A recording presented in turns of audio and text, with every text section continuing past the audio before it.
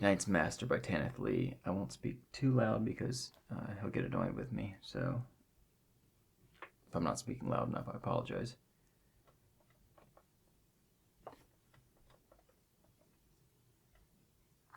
Okay, we're good. So Knight's Master by Tanith Lee, I think it's from the late 70s. It's the first book of her Tales from the Flat Earth series that is sometimes compared to, it's considered like a Dying Earth novel, and it's compared to Jack Vance's Dying Earth books. Eyes of the Overworld, I believe, is the first one of those. I've read that first one and I liked it, but I think the similarities end after about the first 10% of this book. The first 10% or so does feel like that high fantasy, dark fantasy, Dungeons and Dragons kind of feel, and all the very world building heavy. And then after that, this takes a turn in a different direction, and I think that works because I wasn't really loving the first 10% of this.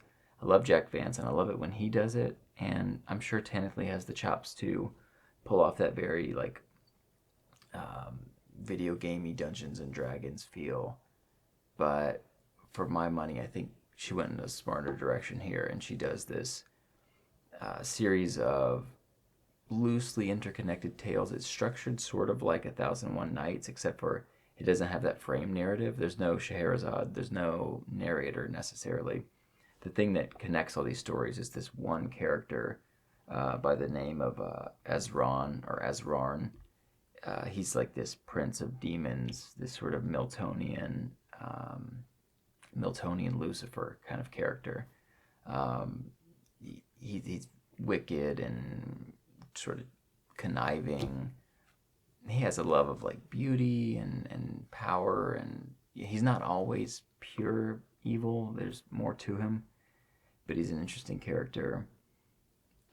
And he's sort of the glue that sort of connects all these stories. Sometimes there's other things like a character, the main character of the next tale will be like a descendant of the character from the previous tale, or maybe the person who murdered them or whatever. So there is some connective tissue, but sometimes seemingly minutes or hours or days have passed in between two different tales, and other times it's been hundreds of years, thousands of years. So it just depends. It bounces all over the place, and a lot of times there's these little like allegories and morality plays, romances, sort of horrific stories. There's a wide spectrum of things. They do feel allegorical. They do feel like they deal with these sort of archetypal characters, whether they be exploring gender role, like the male and the female, or power and beauty and coveting and lust and all these different things. They're interesting. Like I said, they feel. Tanith Lee writes with a gothic style, and I mean, she was kind of goth. I mean, look up pictures of her, like 21st century goth, but also gothic. Like her writing, especially the prose, just feels like a continuation of things like Castle of Otranto and Frankenstein, Dracula, those sorts of things. More Frankenstein than Dracula. Some people find it melodramatic, but I think the prose is pretty beautiful in this. I've read things that are more beautiful, but not many. She's really talented, especially for someone who is sort of looked at as a genre author, right? Fantasy and science fiction. I think she punches above that weight class in those labels. I think she sort of is proof that these labels of, oh, you're a genre author is silly. There's some amazing writers that write genre fiction. So I hate that, actually, that mindset. But Tanith Lee is definitely one of my favorites. She writes. This is very adult. There are things in this that I definitely wouldn't. This is like adult fantasy. I wouldn't recommend this to a kid at all, or because there's all these taboo. There's all kinds of violence and even sexual violence, and there's like all these sexual taboo kind of concepts in here that are explored. It feels like allegorical. It feels like a parable. It doesn't feel grotesque or exploitative necessarily. I'm not saying, even when it's taboo, it doesn't.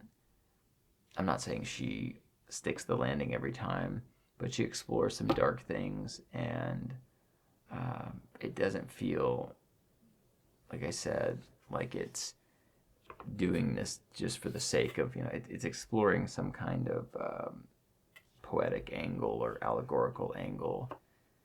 So I'm probably missing some of the references. If she is referencing 1001 Nights, it's not fresh on the brain. So there's sort of a similar structure there with the loosely connected tales, but ultimately that's as far as I,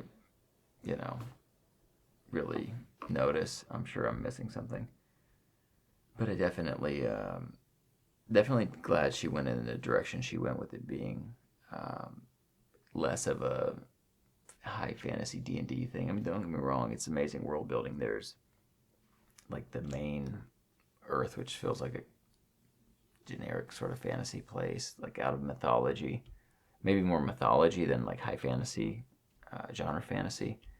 And there's the under Earth where Ezron, the Prince of Demons, lives, and there's even an upper Earth, which is where the gods live, and they don't play a big role in this book. Ezron does, and various human characters do, as he sort of interrupts their lives, whether it be for good reason or just to ruin their lives and throw a wrench in their plans and things. So I'd recommend it. Like I said, I think I give it like a 4 out of 5. It's not for everyone, but it's well within what I like. The only reason I don't give it like a 5, it's maybe more of a 4.5, but is just because, well, A, I've read better, and then B, the first part just sort of begins abruptly, and I don't think it is as good as the latter 80%. The first 20% doesn't quite measure up, either in the quality of the writing or just the pacing and the structure. But overall, I recommend it.